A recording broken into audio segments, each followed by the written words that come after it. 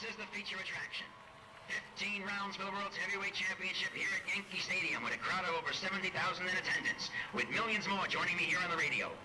Weighing 193, wearing purple trunks, outstanding contender for heavyweight honors, the former heavyweight title holder, Max Schmeling. Weighing 198 3/4, wearing black trunks, the famous Detroit Brown Bomber, World Heavyweight Champion, Joe Louis.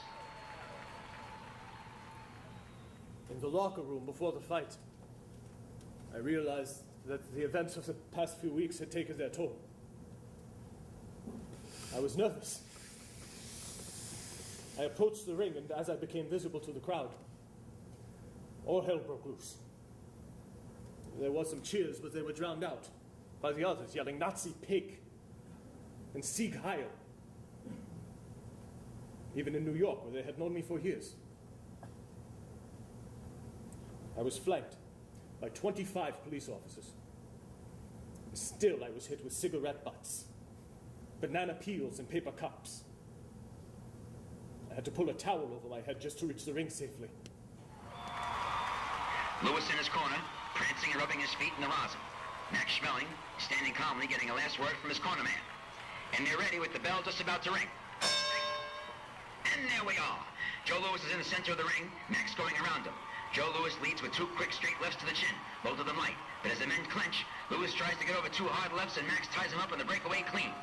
On the far side of the ring now, Max put his back to the ropes. Louis hooks a left to Max's head quickly and shoots over a hard right to Max's head. Louis, a left to Max's jaw, a right to the head. Max shoots a hard right to Louis.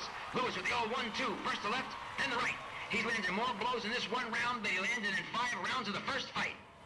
He came at me like a tiger let loose from its cage. I couldn't set my feet every time I tried. He landed on a combination. I was unprepared for the ferocity of his attack. We both knew he couldn't keep up that pace for long. But we also both knew that I couldn't keep taking those punches for long either. Schmeling catches him with his guard down and gets that right hand to Louis's jaw, but Louis leans away from the punch. Max is backing away against the ropes, and Louis is following him. Watching, waiting for his chance. He's crowding, trailing.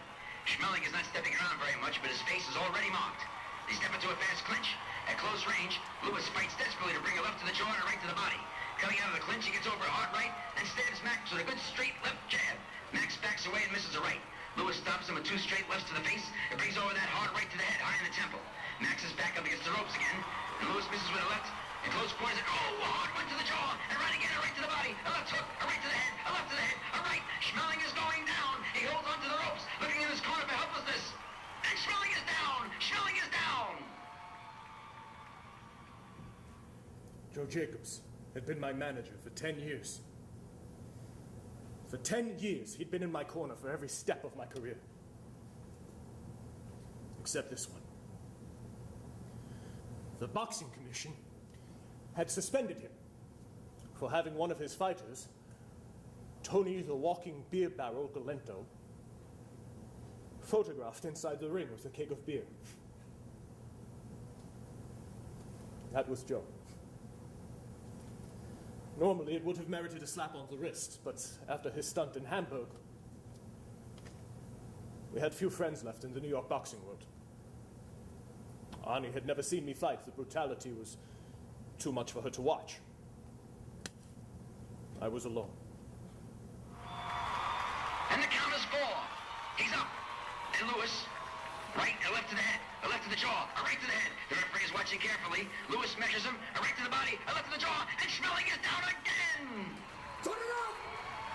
Turn off the transmission! And the count is 5. 5, 6, 7, 8. They're in the ring. The fight is over on a technical knockout. Max Schmeling is beaten in 1 round. He's on the ground. He hasn't gotten up yet.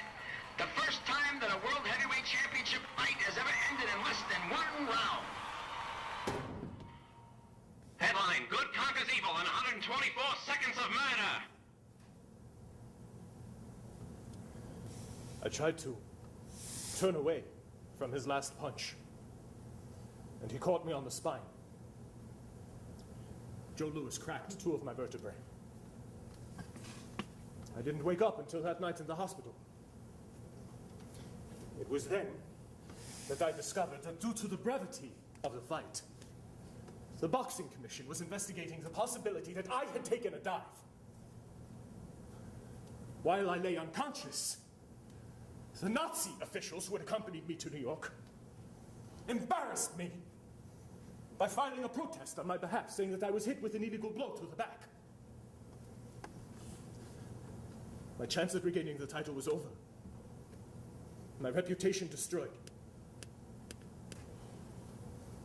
In the bright glare of the boxing world, the opposite of winning is not losing. It is humiliation. To Goebbels and Hitler, I was an embarrassment, a symbol of failure.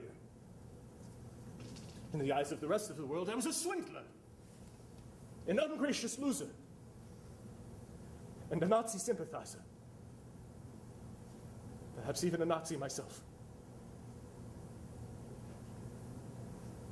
In the eyes of the world,